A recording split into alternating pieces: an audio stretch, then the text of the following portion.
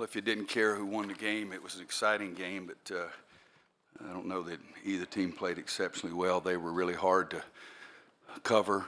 The guy that's been hurt came back and put on his Superman jersey again and was incredible. It's such a blend of strength and power and quickness that we couldn't stop him getting the basketball inside and going to the basket. At the end, when we were going to the free throw line, we called a timeout with 12 seconds. They didn't have any timeouts left at that time, so we said if he makes both of them, we'll run a play for three. If he doesn't make both of them, we need to attack the basket, and they just did a great job defensively, and we didn't have a chance to attack the basket. 4 for 27 will usually get you beat if you shoot that from three-point line.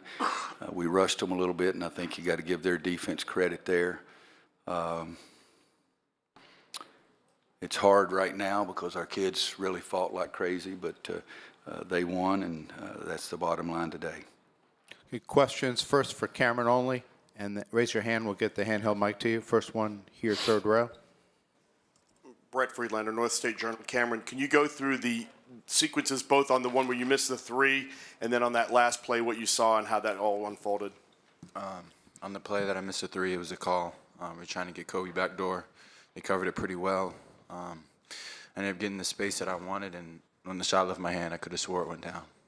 It felt great coming off the hand. I could have bet $1,000 right there that shot was falling, but it just didn't. And sometimes that happens. Sometimes that's the difference between winning and losing. Kobe's next play, looked like he had a chance when it left his hand.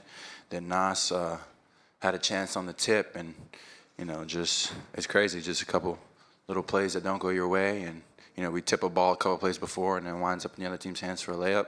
I thought our guys fought hard today. Obviously, we could have played a lot better, and we'll kind of use this as fuel for what's next. And the play he's talking about, when two guys fought for it and it bounced on the floor, and their guy picks it up and lays it up. And I would think that was going to be the only time down the stretch that we had the ball and the lead at the same time, but it bounced their way. To our left. Cam, Kiara Luck, are you a little relieved that this is finally over, that you can finally focus on the next thing and the hype around Carolina Duke is just done? No, never. There's no relief when you lose a game. And this is one that we wanted to win. This is one that we thought we should win. This is one we could have won. And so there's no relief there. There's no relief this is over. This game is important to us, and it'll hurt for a little bit, but we just got to refocus and then move on and get ready for what's next. Any other questions for Cameron? Middle of the room.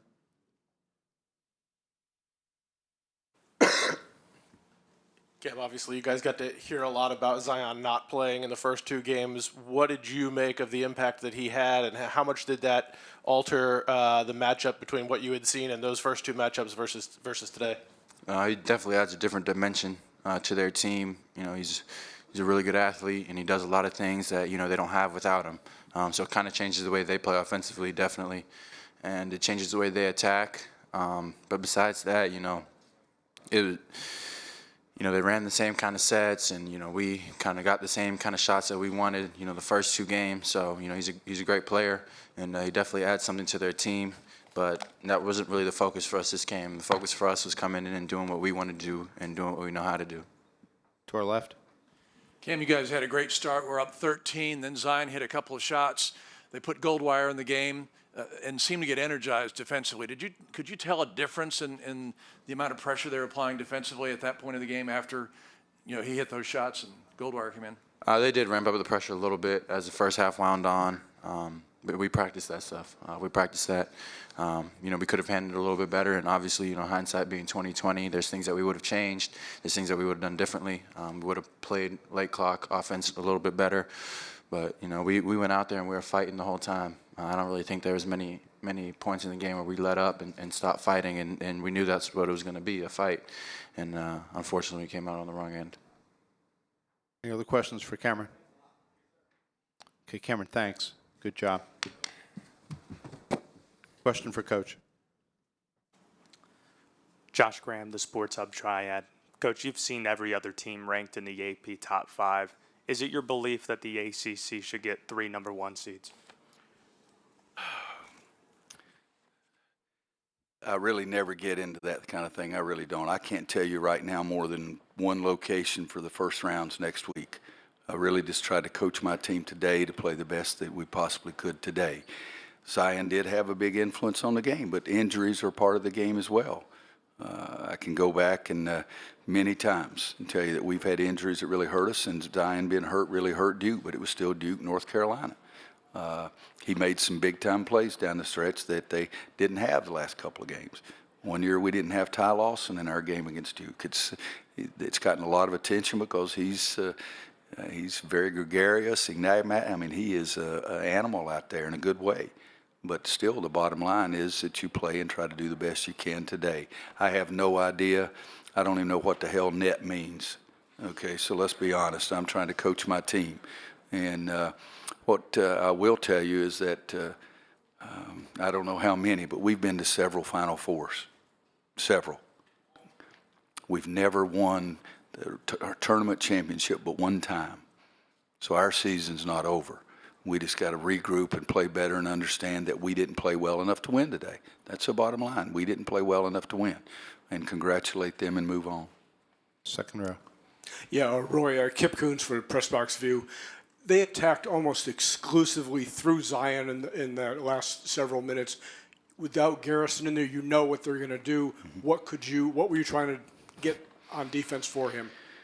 Well, the next best defense for us is if you don't have Garrison, who is a really good defender, is your best athlete, and that was bringing the Nasir in the game.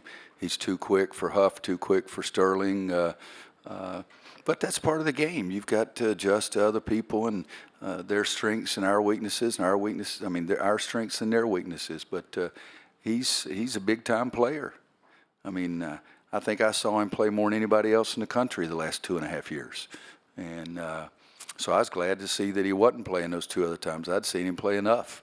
You know, I knew what he was. But, again, it was Duke that beat North Carolina today. I mean, I don't even remember who it was that picked that ball up off the floor and laid it up. Who was that?